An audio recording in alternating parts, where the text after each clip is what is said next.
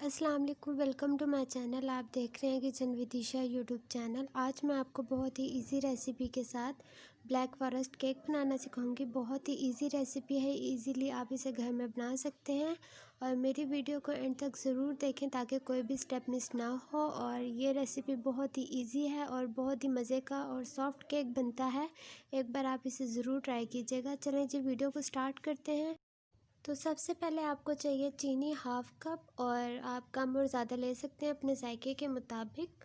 और यहाँ पे मैंने आइसिंग शुगर यूज़ नहीं की, अगर आप वो यूज़ करना चाहते हैं तो कर सकते हैं। और आपको चाहिए vanilla essence half tea spoon, 4 to 5 table spoon आपको चाहिए फ्रेश मिल्क, और 4 to 5 टेबल स्पून आपको चाहिए कोको पाउडर जिसे आप पहले ही छान के रख लें, और 1 टेबल स्पून बेकिंग पाउडर, और हाफ़ कप आपको ऑयल चाहिए। ऑयल की जगह आप घी और बटर भी यूज़ कर सकते हैं। और उसके बाद आपको चाहिए 3 अंडे रूम टेम्परेचर पे, और 1.5 कप आपको चाहिए मैदा जिसे आप पहले ही छान के रख लें। तो सबसे पहले आपने अंडों को बीट करना है। अगर आपके पास बीटर नहीं है तो सिंपल आप फोक से भी अंडों को बीट कर सकते हैं। ज़रूरी नहीं है कि आपके पास बीटर होगा तो ही केक बनेगा, आप सिंपल फोक से भी कर सकते हैं। तो यहाँ पे अंडे बीट हो गए, उसके अंदर आप शुगर ऐड कर दें, और शुगर ऐड करने के बाद आपने इसको अच्छी तरह बीट करना है कि इसका कलर चेंज हो जाए और चीनी जो है अच्छी तरह अंडों के साथ मिक्स हो जाए। तो यहाँ पे आप देख लें कि आहिस्ता आहिस्ता अंडों का कलर चेंज हो रहा है। तो यहाँ पे आप देख लें कि अंडे बीट हो चुके हैं। अब आप इसके अंदर ऐड कर दें वेजिटेबल ऑयल, और ऑयल ऐड करने के बाद आपने इसे थोड़ा सा और बीट करना है ताकि ऑयल भी अच्छी तरह अंडों के साथ मिक्स हो जाए और जो चीनी है वो भी अच्छी तरह मिक्स हो जाए। उसके बाद आप इसके अंदर वनीला एसेंस ऐड कर दें और थोड़ा सा और बीट करें ताकि वनीला एसेंस भी अच्छी तरह मिक्स हो जाए। और यहाँ पे बीटिंग का काम बिल्कुल ख़त्म हो जाता है, और बीटर को आप साइड पे रख दें। उसके बाद आप मैदे के अंदर बेकिंग पाउडर ऐड करें, और बेकिंग पाउडर और मैदे को अच्छी तरह मिक्स कर लें, और इसको भी मिक्स करने के बाद साइड पे रख दें। और फिर आपने कोको पाउडर को दूध के साथ अच्छी तरह मिक्स करना है, बिल्कुल भी लम्स नहीं होने चाहिए। आप थोड़ा थोड़ा दूध ऐड करते जाएं और कोको पाउडर को अच्छी तरह मिक्स कर दें। तो यहाँ पे देख लें कि कोको पाउडर अच्छी तरह मिक्स हो चुका है, बिल्कुल भी इसके अंदर लम्स नहीं है। कोको पाउडर को मिक्स करने के बाद आपने जो अंडे बीट करके रखे हुए थे इसके अंदर आप थोड़ा थोड़ा मैदा डालते जाएंगे और इसे फोल्ड करते जाएंगे। आपने एकदम से ज़्यादा नहीं डालना मैदा, बिल्कुल थोड़ा थोड़ा सा डालते जाएं और उसे फोल्ड करते रहें जैसे कि मैं कर रही हूँ। अगर आप मैदा एकदम से डालने के बाद उसे फ़ोल्ड करना शुरू कर देंगे, मतलब ये कि आप सारा मैदा इसमें डाल देंगे और फिर एक ही दफ़ा इसे फ़ोल्ड करेंगे तो वो बैटर अच्छी तरह मिक्स नहीं होगा और लम्स बनना शुरू हो जाएंगे। इसीलिए आपको थोड़ा थोड़ा मैदा करके डालना है। तो यहाँ पे आप देख लें कि मैं सारा मैदा डाल चुकी हूँ, और अब मैं इसको अच्छी तरह मिक्स करूँगी और इसमें बिल्कुल भी लम्स वगैरह नहीं होने चाहिए। तो यहाँ पे आप देख लें कि बैटर जो है वो प्रॉपर मिक्स हो चुका है। और इसके बाद आप इसके अंदर ऐड करते हैं कोको पाउडर जो आपने मिक्स करके रखा हुआ था, और कोको पाउडर को डालने के बाद आप दोबारा से इसे फ़ोल्ड करें, और फ़ोल्ड उसी तरह करना है जैसे हमने मैदे को डालने के बाद फ़ोल्ड किया था। कोको पाउडर को दूध के साथ इसलिए मिक्स किया था कि वो बैटर में अच्छी तरह मिक्स हो जाए और बिल्कुल भी लम्स वगैरह उससे ना बने।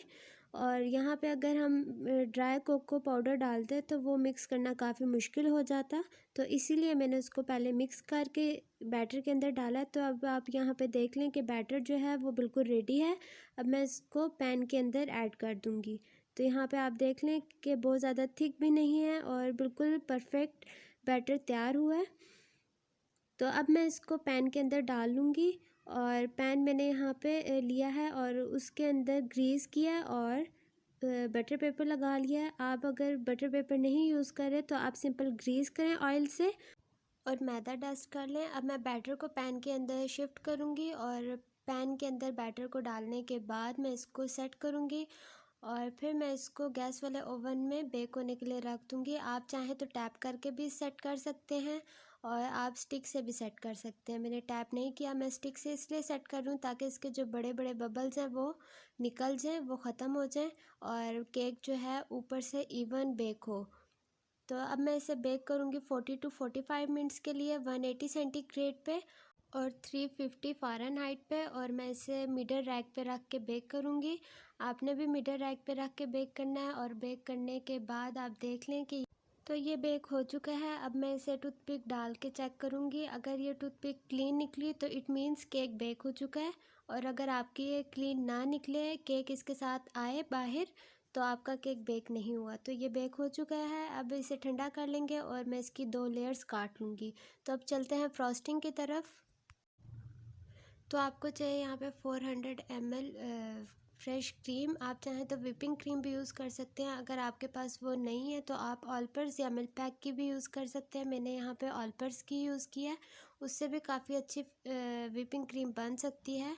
तो आपने इस चीज़ का ख़ास ख्याल रखना है कि जब भी आप यूज़ करें तो आपने ठंडी क्रीम यूज़ करनी है, और उसके साइड्स पे आप बर्फ़ वगैरह रख लें ताकि व्हिप अच्छी तरह हो जाए। तो आपने लो स्पीड पे आपने इसे अच्छी तरह बीट करना है। कोई 10 से 15 मिनट लग सकते हैं इसको बीट करने के लिए।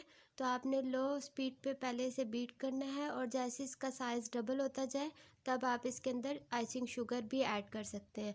वो आपकी अपनी मर्ज़ी है कि आप कितनी आइसिंग शुगर ऐड करना चाहते हैं। मैंने यहाँ पे 400 ml क्रीम में 4 टेबलस्पून आइसिंग शुगर यूज़ किया है। आप चाहें तो ज़्यादा भी कर सकते हैं और कम भी कर सकते हैं। और 2 टेबलस्पून डालने के बाद आप इसे अच्छा सा बीट कर लें, और जैसे इसका साइज़ डबल हो जाएगा फिर थोड़ी सी और आइसिंग शुगर इसमें डालते जाएं, और साथ साथ आप बीट करते जाएं। कम से कम आपको 15 मिनट लग जाएंगे इसको बीट करने के लिए। और जैसे इसका साइज़ डबल हो जाता है और ये थिक हो जाती है तो बीटिंग करना इसकी बंद कर देंगे। हमने इसे ओवर बीट नहीं करना। आइसिंग शुगर ऐड करने के बाद आप इसमें half tea spoon vanilla essence add कर दें, और वनीला एसेंस ऐड करने के बाद आप इसे दोबारा बीट करें। और यहाँ पे तकरीबन मुझे 10 से 15 मिनट हो गए हैं, और अब आप यहाँ पे देखें कि व्हिपिंग क्रीम बिल्कुल तैयार है।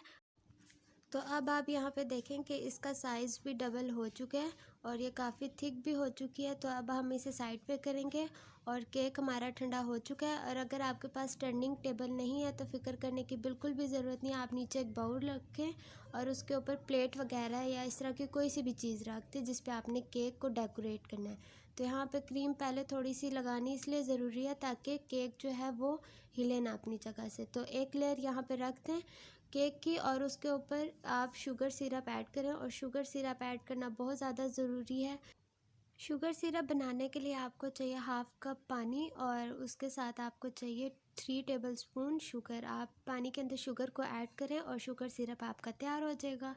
उसके बाद आप इसके ऊपर क्रीम लगा लें। केक की फ़र्स्ट लेयर के ऊपर अच्छी तरह आप क्रीम लगा लें, और उसके ऊपर आप लगा दें। उसके बाद आप डार्क चॉकलेट क्रश करके इसके ऊपर डाल दें, क्योंकि इससे बहुत अच्छा जायका आता है। आप अगर डार्क चॉकलेट नहीं यूज़ करना चाहते तो आप चेरी भी यूज़ कर सकते हैं अगर आपके पास अवेलेबल है। और डार्क चॉकलेट डालने के बाद मैंने उसके ऊपर दोबारा क्रीम लगाई थी ताकि डार्क चॉकलेट जो है क्रीम के साथ मिक्स हो जाए।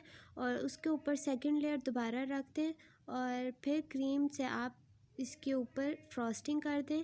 और क्रीम की फ्रॉस्टिंग करने से पहले आपको शुगर सिरप ज़रूर लगाना है, और शुगर सिरप वाला स्टेप आप बिल्कुल भी स्किप नहीं कर सकते। शुगर सिरप डालने से केक बहुत ही ज़्यादा सॉफ्ट बनता है, तो आपने इस रेसिपी को ज़रूर ट्राई करना है। शुगर सिरप ऐड करने के बाद आप इसके ऊपर क्रीम लगा लें, और क्रीम की अच्छी सी लेयर आपने पूरे केक के ऊपर लगानी है। आपने केक के टॉप पे भी लगानी है, और केक की साइड्स पे भी आपने अच्छी तरह लगाना है। और क्रीम को लगाने के बाद आपने इसे आधे से 1 घंटे के लिए फ्रिज में रखना है। उसके बाद हम इसके ऊपर की डेकोरेशन करेंगे। तो यहाँ पे आप देख लें कि क्रीम मैं लगा चुकी हूँ। अब मैं इसे आधे से 1 घंटे के लिए फ्रिज में रख दूँगी ताकि ये क्रीम सेट हो जाए। और क्रीम को सेट करने के बाद हम इसकी फ़िनिशिंग करेंगे, और फिनिशिंग करने के बाद फिर हम इसकी डेकोरेशन की तरफ जाएंगे। और डेकोरेशन आप अपनी मर्ज़ी के हिसाब से कर सकते हैं। और अब आप यहाँ पे देख लें कि मैं इसकी फ़िनिशिंग कर चुकी हूँ। और अब आप डार्क चॉकलेट को डबल बॉयलर मेथड पे मेल्ट करें, और केक की साइड्स पे इस तरह की ड्रिपिंग कर दें। आप अगर पाइपिंग बैग है तो वेल एंड गुड। अगर आपके पास पाइपिंग बैग नहीं है तो आप सिंपल स्पून वगैरह से भी इसकी ड्रिपिंग साइड्स पे कर सकते हैं। बहुत ही इजी है, इजीली आप कर सकते हैं। और इसकी डेकोरेशन करने के बाद भी आपने 2 से 3 घंटे के लिए केक को फ्रिज में रखना है। तो आपने सारी साइड्स पे ड्रिपिंग कर लें, और ड्रिपिंग करने के बाद आप और आप यहाँ पे देख लें कि चॉकलेट मैंने थोड़ी सी ऊपर भी लगाई है और साइड्स पे भी लगाई है, ताकि साइड्स भी डेकोरेट हो जाए और ऊपर से थोड़ी सी जगह भी कवर हो जाए। तो अब आप क्रीम से ही इसके ऊपर बाकी डेकोरेशन कर लें जैसी आपको पसंद हो। और अगर आप चेरी वगैरह भी इस पे यूज़ करना चाहते हैं ब्लैक फॉरेस्ट केक में, तो आप वो भी कर सकते हैं, या आप डार्क चॉकलेट से भी डेकोरेशन कर सकते हैं। और यहाँ पे देख लें कि मैं ऊपर क्रीम लगा चुकी हूँ। उसके बाद आप जेली वगैरह भी लगा सकते हैं, और अगर आपके पास चेरी है तो आप वो भी लगा सकते हैं। तो बीच वाली जो जगह है वो भी हमने कंप्लीट करनी है, तो उसके लिए हमें चाहिए डार्क चॉकलेट क्रश की हुई। वो मैंने पहले ही क्रश करके रख ली थी। अब इस चॉकलेट को आप केक के मिड में डाल दें और आपके यहाँ पे डेकोरेशन बिल्कुल कंप्लीट है। और अगर आप मज़ीद और डेकोरेशन करना चाहते हैं तो आप वो भी कर सकते हैं। और अगर आपको ये वीडियो अच्छी लगी है तो वीडियो को ज़रूर लाइक कीजिएगा। और ये केक बहुत ही ज़्यादा सॉफ्ट बनता है, बच्चों को तो वैसे ही बहुत ज़्यादा पसंद होता है केक वगैरह।